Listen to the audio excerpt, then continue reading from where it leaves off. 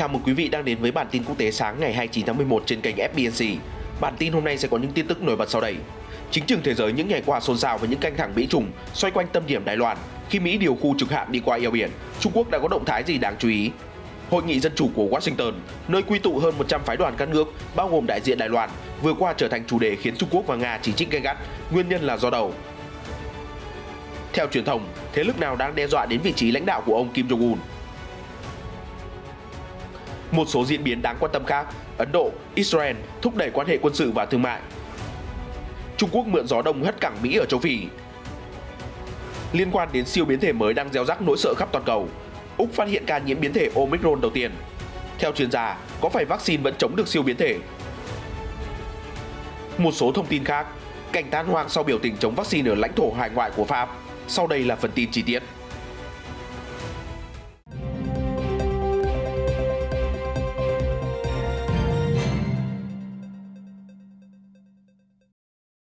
Đài truyền hình CGTN của Trung Quốc vừa công bố một đoạn video 60 giây giới thiệu máy bay chống ngầm Y-8Q, biểu tượng của quyền lực của Quân Giải phóng Nhân dân Trung Quốc PLA.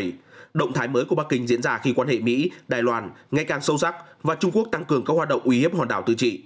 Video máy bay Y-8Q của Hải quân PLA, được gọi là KQ-200, được công bố khi Trung Quốc điều ít nhất 5 máy bay chiến đấu xâm nhập vùng nhận dạng phòng không ADIZ của Đài Loan vào ngày 24 tháng 11. Đây là lần xâm phạm thứ 23 chỉ tính riêng trong tháng 11 như Đài Loan đưa tin. Kể từ tháng 9 năm 2020, khi lực lượng không quân PLA bắt đầu xâm nhập thường xuyên vào không phận Đài Loan, máy bay Y-8Q đã góp phần vào 70% tổng số phi vụ, theo trang tin Eurasian Times. Đây được coi là một trong các máy bay trinh sát săn ngầm mạnh nhất hiện nay của Trung Quốc. Nó cho phép PLA theo dõi hoạt động của tàu ngầm và tàu chiến nước ngoài tại các tuyến đường hàng hải quan trọng, các tuyến đường liên lạc trên biển dọc theo chuỗi đảo thứ nhất. Y-8Q là máy bay tuần tra chống ngầm đầu tiên được Trung Quốc phát triển và sản xuất. Biến thể của vận tải cơ Y-8 tích hợp khả năng chính xác, phân tích và tấn công. Nó có một hệ thống phát triển hồng ngoại và thiết bị định vị laser để xác định các mục tiêu nổi trên mặt nước. Với việc các tàu chiến Mỹ thường xuyên đi qua eo biển Đài Loan để đảm bảo tự do hàng hải, thì video mới nhất của Trung Quốc có thể coi là cảnh báo dành cho Mỹ và đồng minh. Mới đây nhất, Hải quân Mỹ hôm 23 tháng 11 cho biết tàu khu trục lớp Alebuk USS Minius đã thực hiện chuyến đi thường lệ qua eo biển Đài Loan trong ngày. Phía hạm đội 7 Hải quân Mỹ tuyên bố chuyến đi thể hiện cam kết của Mỹ với một Ấn Độ Dương-Thái Bình Dương tự do và rộng mở. Phản ứng lại, người phát ngôn Bộ Ngoại giao Trung Quốc Triệu Lập Kiên tuyên bố tàu chiến của Mỹ đã nhiều lần phô diễn sức mạnh và khiêu khích ở eo biển Đài Loan. Bắc Kinh yêu cầu phía Mỹ nên ngay lập tức sửa chữa những sai lầm của mình. Được biết, Trung Quốc coi Đài Loan là lãnh thổ không thể tách rời, cần được thống nhất bằng mọi giá kể cả dùng vũ lực. Trong khi đó, Mỹ không thiết lập quan hệ ngoại giao chính thức với Đài Loan nhưng là nước ủng hộ hòn đảo mạnh mẽ nhất. Tuần qua, một phái đoàn nghị sĩ Mỹ đã bất ngờ đến thăm Đài Loan. Đây là chuyến thăm thứ 2 trong tháng này và là chuyến thăm thứ 3 từ đầu năm. Trong một động thái hiếm hoi, đại sứ Trung Quốc và Nga mới đây đã cùng xuất hiện trên một bài báo, công kích mạnh mẽ kế hoạch tổ chức hội nghị vì dân chủ của Tổng thống Mỹ Joe Biden. Theo truyền thông, cả hai nước đều bị loại khỏi danh sách khách mời dự sự kiện trọng đại này. Theo AFP, đại sứ Anatolo Antonov của Nga và đại sứ Tần Cương của Trung Quốc gọi kế hoạch của Mỹ là sản phẩm của tư duy chiến tranh lạnh, cho rằng sự kiện trong tháng 12 tới sẽ kích động đối đầu và gây rạn nứt trên thế giới, khoét sâu sự chia rẽ giữa các nước. Được biết, hội nghị trực tuyến sẽ quy tụ hơn 100 phái đoàn từ các quốc gia, bao gồm đại diện của Đài Loan, dự kiến diễn ra trong 2 ngày là ngày 9 và ngày 10 tháng 12. Hội nghị thực hiện cam kết tranh cử của ông Biden là thúc đẩy nền dân chủ toàn cầu vào thời điểm các chính phủ chuyên quyền đang trỗi dậy. Nhưng khi Bộ Ngoại giao Mỹ tuần qua công bố danh sách khách mời không có tên Nga và Trung Quốc, hai nước này đã bày tỏ sự tức giận. Đặc biệt, Bắc Kinh thấy nóng mặt khi Đài Loan, hòn đảo Trung Quốc tuyên bố chủ quyền là xuất hiện trong danh sách. Viết trên trang tạp chí National Journal, hai nhà ngoại giao nhấn mạnh dân chủ có thể được thực hiện theo nhiều cách và không có mô hình nào có thể phù hợp với tất cả các quốc gia. Không có quốc gia nào có quyền phán xét chính trường thế giới bằng một thước đo duy nhất, các đại sứ nói thêm.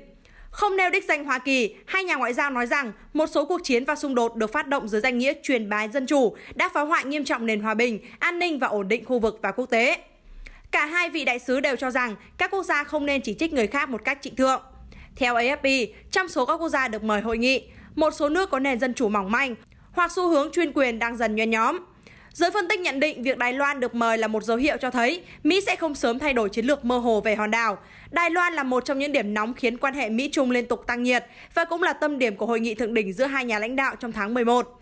Theo giáo sư quan hệ quốc tế Thời Uân Hoàng thuộc Đại học Nhân dân Bắc Kinh, bước đi mới nhất phù hợp chính sách mà Tổng thống Biden đang theo đuổi, đồng thời cho thấy hiệu quả hạn chế của cuộc đối thoại giữa hai nhà lãnh đạo Mỹ-Trung. Động thái này nhất quán với chính sách Đài Loan của Washington, đó là tăng cường hỗ trợ toàn diện của Đài Loan về an ninh, ngoại giao, lẫn hệ tư tưởng. Lời mời còn thể hiện rõ ràng kết quả đối thoại cao cấp Mỹ-Trung trước đó. Đài Loan là trọng tâm, nhưng bất kể có cuộc đối thoại hay không thì tình trạng đối đầu giữa hai bên về vấn đề này vẫn cứ leo thang, giáo sư Thời phân tích. Theo The Guardian, hội nghị cũng được coi là một phép thử với cam kết của ông Biden. Trước đó, ông từng nói sẽ đưa Mỹ trở lại vị thế nhà lãnh đạo toàn cầu, đối đầu với các thách thức từ Trung Quốc và Nga. Cũng liên quan đến căng thẳng giữa Nga và Mỹ, Đại sứ Nga tại Washington Anatoly Antonov hôm thứ Bảy ngày 27 tháng 11 cho biết, những ý kiến ở Washington cho rằng Nga lo sợ sức mạnh của NATO ở Ukraine và Biển Đen là một ảo tưởng nguy hiểm.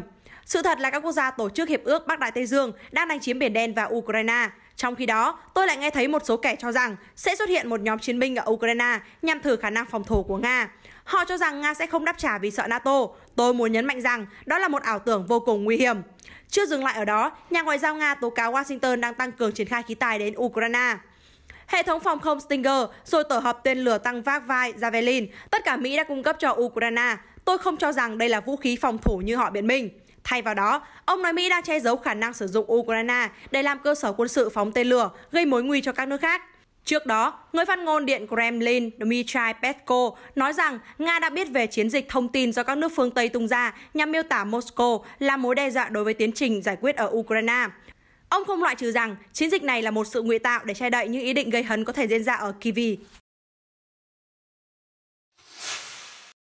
Theo truyền thông Úc, tình hình dịch bùng phát ở Hàn Quốc đang khiến Triều Tiên không khỏi lo ngại. Theo đó, Bình Dương áp dụng các biện pháp phòng dịch cực kỳ nghiêm ngặt, vượt qua bất cứ điều gì mà người khác trải qua ở các nền dân chủ. Nhưng theo chuyên gia Rachel Min-jong Lee từ trung tâm Stimson, bằng cách ngăn chặn virus, nguồn cung cấp nhiên liệu, lương thực cũng bị đứt gãy, cộng với việc mùa màng thất thu, nạn đói đang trực chờ và có thể đang khiến Triều Tiên lâm vào khó khăn, theo hãng tin Deutsche Welle Đức đưa tin. Vì tình cảnh thiếu thốn và các biện pháp hạn chế chặt chẽ, một quan chức Hàn Quốc vừa qua nói rằng Nga đã rút hầu hết người khỏi đại sứ quán ở Triều Tiên, theo Yonhap ngày 26 tháng 11 đưa tin. Trước đó, Anh và Đức cũng đã rút hết nhân viên ngoại giao về nước. Theo giới phân tích, đại dịch đã mang đến nhiều cơ hội nhưng cũng gây ra không ít thách thức cho quyền lực của nhà lãnh đạo Kim Jong-un. Các chuyên gia cho rằng nhà cầm quyền Triều Tiên từ lâu đã nhận ra đất nước ông phụ thuộc quá nhiều vào Trung Quốc. Khi biên giới Trung Triều bị đóng lại, ông ấy giờ đây đã có thể thúc đẩy chiến lược tự lực cánh sinh xây dựng đất nước.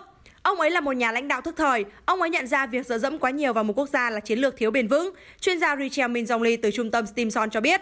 Bên cạnh đó, việc giảm cân bất ngờ của ông Kim đã khiến nhiều nhà phân tích hoài nghi về sức khỏe của nhà lãnh đạo.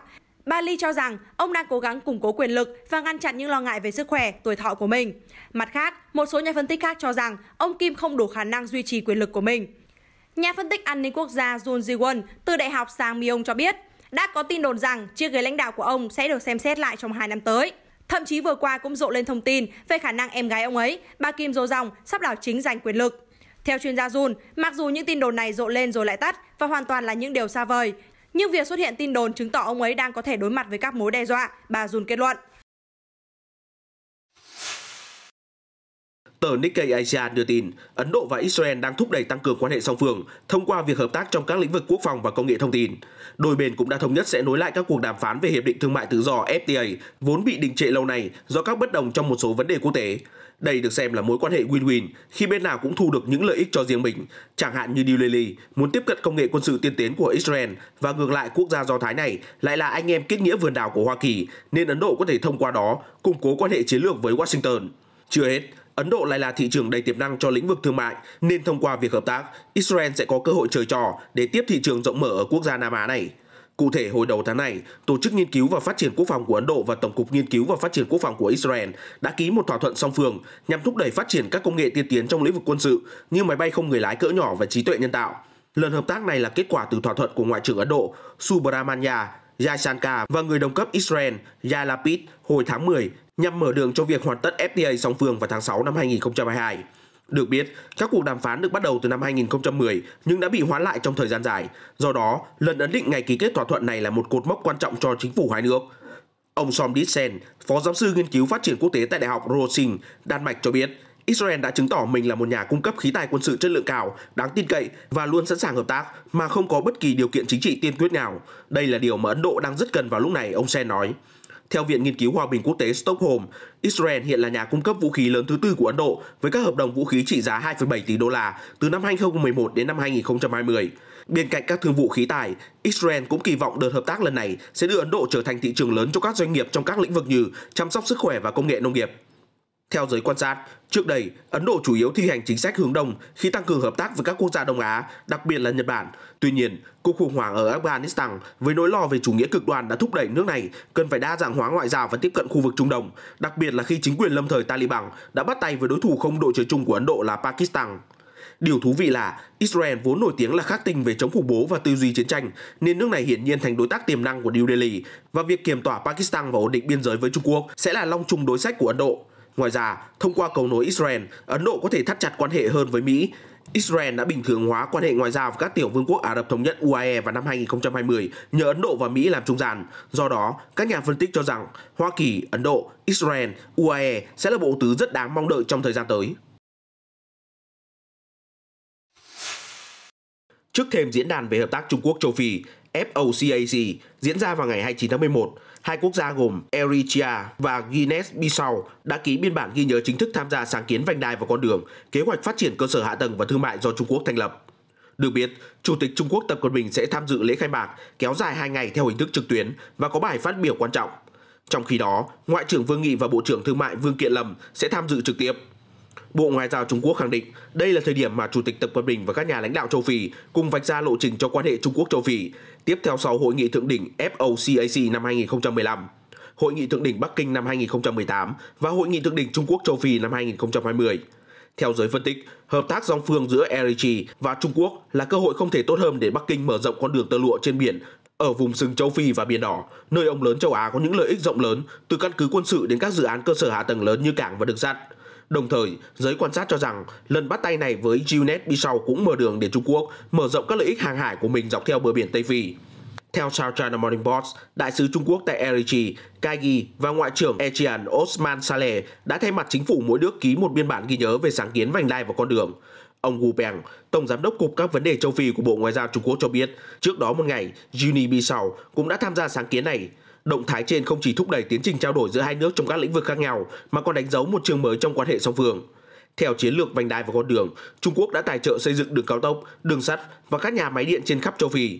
Tại vùng sừng châu Phi, nước này đã tài trợ và xây dựng một tuyến đường sắt chạy từ thủ đô Addis Ababa của Ethiopia đến cảng Djibouti trên Biển Đỏ.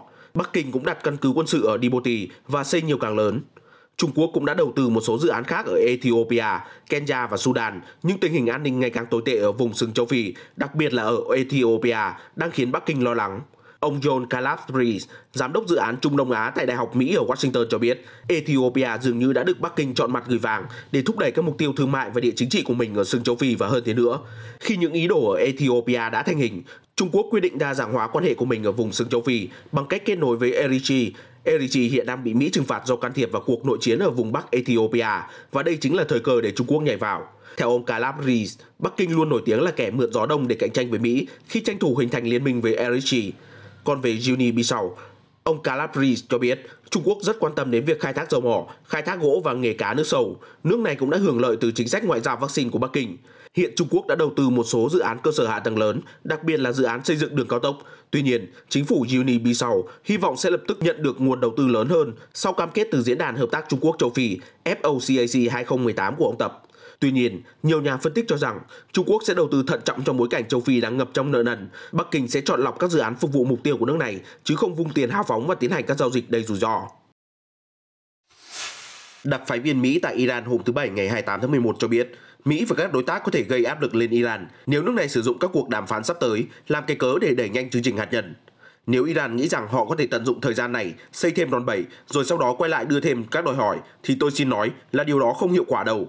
Chúng tôi sẽ không để điều đó xảy ra, đặc phái viên Robert Malley nói với đài BBC. Cuộc đàm phán giữa Iran với Anh, Trung Quốc, Pháp, Đức và Nga dự kiến diễn ra trong hôm nay ngày 29 tháng 11 trong nỗ lực tìm cách cứu vãn kế hoạch hành động chung toàn diện CCOPA. Mỹ sẽ tham gia đàm phán một cách gián tiếp. Theo ông Malley, nếu Iran tiếp tục tăng tốc chương trình hạt nhân, Mỹ và các nước đối tác sẽ đáp trả. Áp lực sẽ phải tăng lên để gửi thông điệp tới Iran rằng lựa chọn đó là sai lầm. Trước đó, ngày 25 tháng 11, Iran đã lên tiếng yêu cầu Mỹ dỡ bỏ các lệnh trừng phạt chống Tehran một cách có hiệu quả và có thể xác nhận.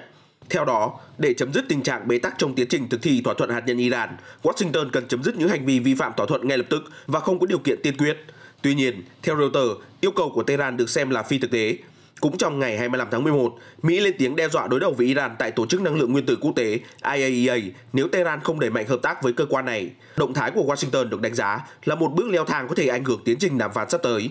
Song song đó, mâu thuẫn của Tehran với cơ quan giám sát nguyên tử của Liên Hợp Quốc đã trở nên tăng nhiệt. Một mặt, Iran đã thúc đẩy chương trình làm giàu uranium của mình. Mặt khác, Tổ chức Năng lượng Nguyên tử Quốc tế IAEA cho biết các thanh sát viên của họ đã bị đối xử thô bạo và bị từ chối tiếp cận địa điểm quan trọng.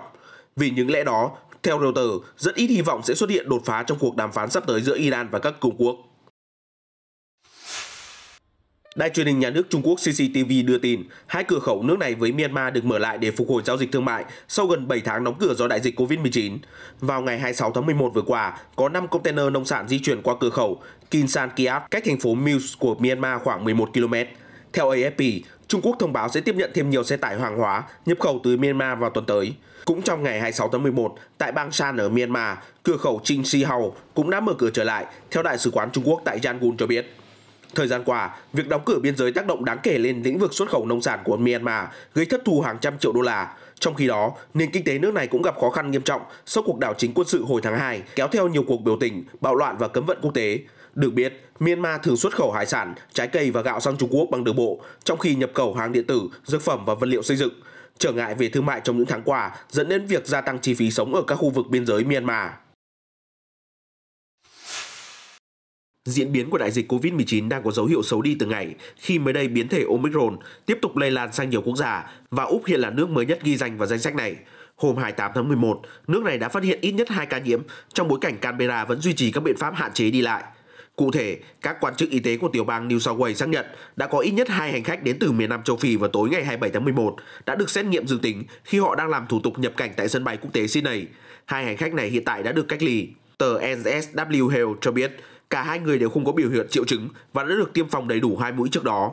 12 hành khách khác tiếp xúc gần với các bệnh nhân đã được cách ly 14 ngày và khoảng 260 hành khách trên cùng chuyến bay cũng như phi hành đoàn đã được hướng dẫn tự cách ly. Việc biến thể Omicron lan đến Úc là một hồi chuông cảnh báo và lời cảnh tỉnh cho thế giới rằng đại dịch còn lâu mới kết thúc. Vụ việc cũng có thể chứng tỏ biến thể này sẽ rất khó kiểm soát nếu lây lan diện rộng.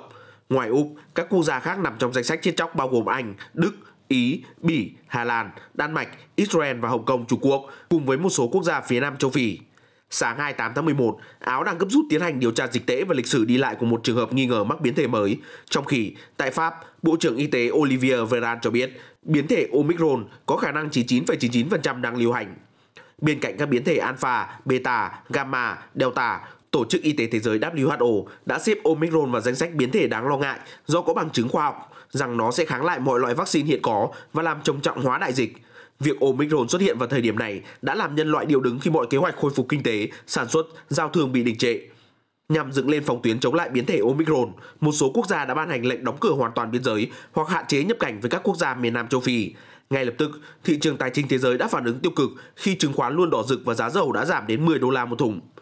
Israel thậm chí còn chơi lớn khi tuyên bố đóng cửa hoàn toàn biên giới với quốc tế và công khai kích hoạt hệ thống theo dõi điện thoại nhằm theo vết mọi người dân trong ít nhất 14 ngày. Đây là khoảng thời gian đủ để nước này nghiên cứu sâu hơn về hiệu quả của vaccine chống lại biến thể Omicron. Anh đã công bố các biện pháp mới nhất nhằm kìm hãm sự lây lan của Omicron, trong đó bao gồm tăng cường kiểm soát người nhập cảnh và ban hành lệnh tiêm phòng mũi thứ 3 bắt buộc cho toàn dân. Tính đến hôm nay, đảo quốc Sương Mù đã ghi nhận ít nhất 2 ca nhiễm biến thể Omicron. Nhà miễn dịch học Lev Erik Sander tại Bệnh viện Charai ở Berlin, Đức hôm thứ Bảy ngày 27 tháng 11 cho biết vaccine vẫn có thể cung cấp sự bảo vệ nhất định đối với biến thể mới Omicron, được cho là cực kỳ nguy hiểm. Cụ thể, ông Sander nói, những loại vaccine ngừa COVID-19 hiện giờ vẫn có hiệu quả chống lại nhiều biến chủng mới, bao gồm biến thể mà chúng ta đang quan sát tìm hiểu hiện nay. Sáng ngày thứ Bảy, nhà chức trách ở bang Hesse miền Tây nước Đức, nơi có sân bay Frankfurt nhộn nhịp hàng đầu châu Âu cho biết biến chủng Omicron đã có mặt ở Đức từ một hành khách từng di chuyển đến Nam Phi. Đức ghi nhận hơn 67.000 ca nhiễm mới vào hôm thứ Bảy, nâng tổng số ca mắc lên 5,74 triệu người, bao gồm hơn 110.000 người tử vong. Trên khắp cả nước, giường chăm sóc tích cực hầu như kín chỗ, nhất là ở khu vực miền Đông và miền Nam. Quyền Bộ trưởng Y tế Jens Spahn cảnh báo tình hình đang tệ hơn bao giờ hết. Ông cho hay, vào ngày 26 tháng 11, không quân đã phải chuyển bệnh nhân từ Pravita đến Mottalon để điều trị. Đó là chuyện chưa từng xảy ra trong 18 tháng chúng ta đương đầu với đại dịch. Nhưng giờ đây, Đức phải chuyển bệnh nhân giữa các vùng với nhau. Điều đó cho thấy rõ sức ép mà hệ thống y tế phải gánh chịu. Từ hôm Chủ nhật ngày 28 tháng 11, Đức đã xếp Nam Phi vào vùng có biến chủng virus mới. Theo đó, các hãng hàng không chỉ được phép chở công nhân Đức từ Nam Phi về nước và tất cả họ sẽ phải cách ly trong 14 ngày dù đã tiêm ngừa mấy liều vaccine. Hành khách nước ngoài từ Nam Phi tạm thời không được nhập cảnh ở Đức. Đây là hình ảnh được máy bay không người lái ghi lại cho thấy khung cảnh trên đường phố tại Martinique, lãnh thổ hải ngoại của Pháp sau các cuộc bạo loạn phản đối biện pháp phòng chống dịch COVID-19 nghiêm ngặt. Được biết, làn sóng dịch thứ 5 diễn biến phức tạp đã buộc Paris phải ban bố các lệnh hạn chế trong phòng chống dịch, bao gồm tiêm chủng bắt buộc đối với nhân viên y tế. Tuy nhiên, nhiều cộng đồng người da đen chiếm đa số ở Martinique đã phản đối kịch liệt các quy định cho rằng Pháp đang đưa họ trở lại thời kỳ nô lệ. Nhiều người đã xuống đường biểu tình kêu gọi quyền tự do, chọn lựa các biện pháp bảo vệ sức khỏe của mình, yêu cầu được tăng lương và phúc lợi xã hội. Những kẻ bạo loạn đã tấn công cảnh sát, nhà báo, phóng hỏa tòa nhà chính quyền. Hôm 26 tháng 11, các quan chức Martinique cho biết những chiếc xe bị đốt cháy nằm ngổn ngang khiến giao thông bị tắc nghẽn. Bộ Y tế Pháp đã phải thông báo tạm hoãn thời gian tiêm chủng bắt buộc cho các nhân viên y tế ở vùng lãnh thổ này cho đến cuối năm nay. Hôm 27 tháng 11, núi lửa Cumbre Vieja ở La Palma, Tây Ban Nha có dấu hiệu hoạt động mạnh mẽ hơn, phun ra những tia dung nham cực mạnh, khói bụi bao phủ một vùng rộng lớn. Trước đó, các nhà chức trách cho biết một vụ phun trào mới cũng đã xuất hiện và chưa có dấu hiệu nào cho thấy núi lửa sẽ ngừng hoạt động kể từ khi thức giấc vào ngày 19 tháng 9. Hôm 26 tháng 11, chính quyền địa phương còn cảnh báo người dân tình trạng sạt lở đất do mưa lớn. Hiện mọi chuyến bay đến và đi từ sân bay La Palma đều bị hủy do tro bụi từ núi lửa tích tụ dày đặc. Theo hệ thống giám sát vệ tinh Copernicus của Liên minh châu Âu, cho đến hôm 24 tháng 11, dòng dung nham đã nhấn chìm 1.073 ha đất và làm hư hại hoặc phá hủy gần 2.700 tòa nhà, buộc hàng ngàn người phải sơ tán. Tin tức vừa rồi cũng đã kết thúc bản tin quốc tế sáng hôm nay. Cảm ơn sự quan tâm của quý vị. Hãy đăng ký kênh để cập nhật những diễn biến mới nhất trong các bản tin tiếp theo của FBNC. Xin chào và hẹn gặp lại.